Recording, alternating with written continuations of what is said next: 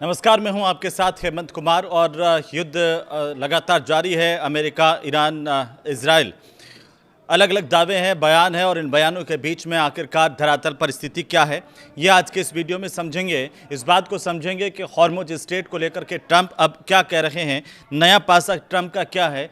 तो ईरान ने अमेरिका के कौन से लड़ाकू विमान को फिर से गिराने का दावा किया है, और इसी बीच आखिर इस युद्ध का नतीजा किसके पक्ष में जा रहा है, किसकी तरफ जा रहा है, इस बात को भी समझेंगे। तो इस वीडियो को आखिर तक देखिए। सबसे पहले शुरुआत करते हैं ट्रंप के बयान से, जहां ट्रंप ने क्या कहा। ट्रंप ने कहा कि मुझे थोड़ा समय और मिल जाए तो हॉर्मुज स्ट्रेट को खोल दूंगा।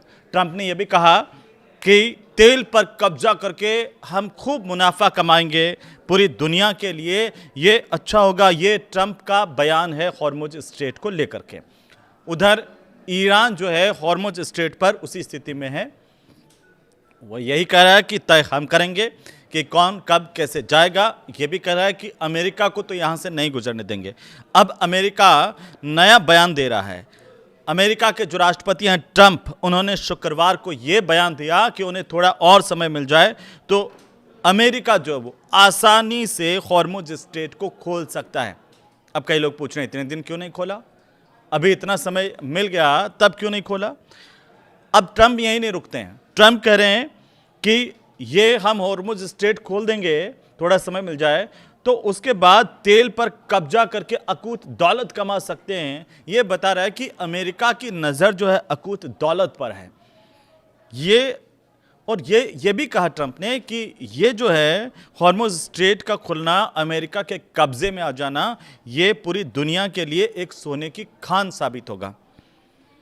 उधर इजराइल के जो प्रधानमंत्री है बेंजामिन नेतन्याहू ने कहा कि उनका देश अमेरिका के साथ मिलकर के ईरान पर हमले जारी रखेगा।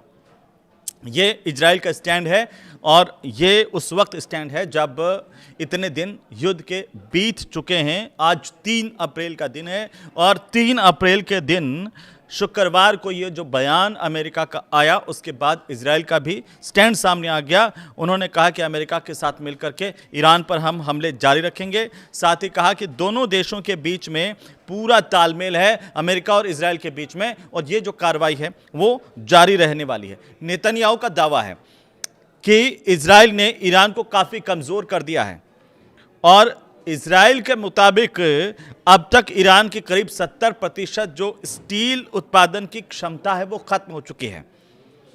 और इजराइल ये मानता है कि इससे ईरान की जो ताकत है कमज़ोर हुई है, और इस पर उसकी ताकत पर बड़ा असर पड़ा है। लेकिन भारत क्या कह रहा है? भारत ब्रिटेन की पहल पर दरअसल हॉर्मुज स्ट्रेट पर बैठक हुई, और इस हॉर्मुज स्ट्रेट को खोलने के लिए इस बैठक में भारत ने भी हिस्सा लिया। ये ऑनलाइन बैठक हुई थी, और इसमें 60 से ज़्यादा देश शामिल थे कि आखिर कैसे स्थितियां जो है सामान्य हो जाए, कंट्रोल में आए, कैसे हॉर्मुज स्ट्रेट का रास्ता खुल जाए, इस पर चर्चा की गई। भारत की तरफ से विदेश सचिव जो हैं विक्रम मिस्री, वे शामिल हुए। और विक्रम मिस्री ने कहा कि हॉर्मुज संकट में अब तक सिर्फ भारत के ही नागरिक मारे गए हैं। मीडिया रिपोर्ट्स के मुताबिक हॉर्मुज स्ट्रेट का जो संकट है उसमें 3 भारतीय नाविक मारे जा चुके हैं, और ये तमाम लोग जो भारतीय नागरिक थे, विदेशी जहाज़ों पर काम करते थे। किस तरीके से ईरान ने उन्हें उड़ाया, क्योंकि वो जबरन वहाँ से रास्ता पार कर रहे थे। ईरान ने पहले चैलेंज दे दिया था कि इधर से कोई नहीं जाएगा। इसके बाद जिन जहाज़ों ने वहाँ पर रास्ता क्रॉस करने की कोशिश की, उनको उड़ा दिया।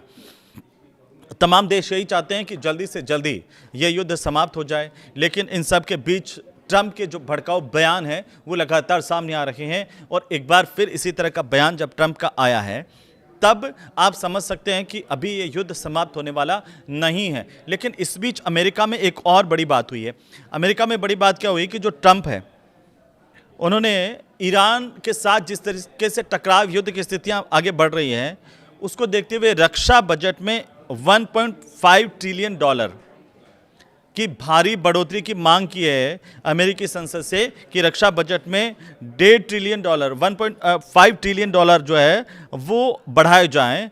और अमेरिका और उसके सहयोगियों ने की तरफ से सैन्य खर्च बढ़ाने की बात लगातार हालांकि रक्षा बजट को लेकर के हुई है, लेकिन अब तक जो है ये ट्रंप की तरफ से ये मांग की गई है। और फिलहाल अगर आप अमेरिका के रक्षा बजट को देखते हैं तो 839 बिलियन डॉलर, करीब 70 लाख करोड़ का रक्षा बजट अमेरिका का है। इसमें और बढ़ोतरी करने की मांग जो है वो ट्रंप की तरफ से की गई है।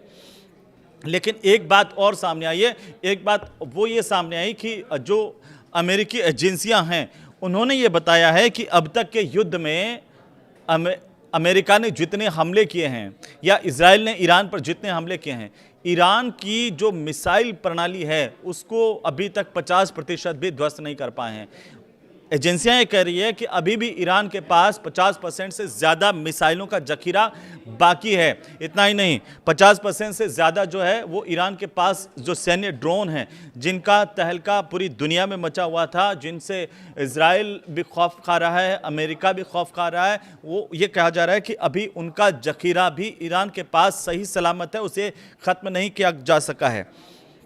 लेकिन अब इन सब के बीच जो बहुत बड़ी खबर है 3 अप्रैल की, वो ये है इस युद्ध से जुड़ी हुई कि ईरान ने दावा किया कि अमेरिका का जो फाइटर जेट है, स्टेल्थ फाइटर F-35, वो मार गिराया गया। ईरान का ये दावा, और इसके बाद पहले ये कहा जा रहा था कि पायलट जो है वो अमेरिकी पायलट इस फाइटर जेट का वो ईरान के कब्जे में है, लेकिन ईरान ने कहा कि अभी पायलट हमारे कब्जे में नहीं है, पायलट का भी पता ही नहीं है। अब अमेरिका वहां पर ईरान में सर्च ऑपरेशन चला रहा है कि वो पायलट कहां गया।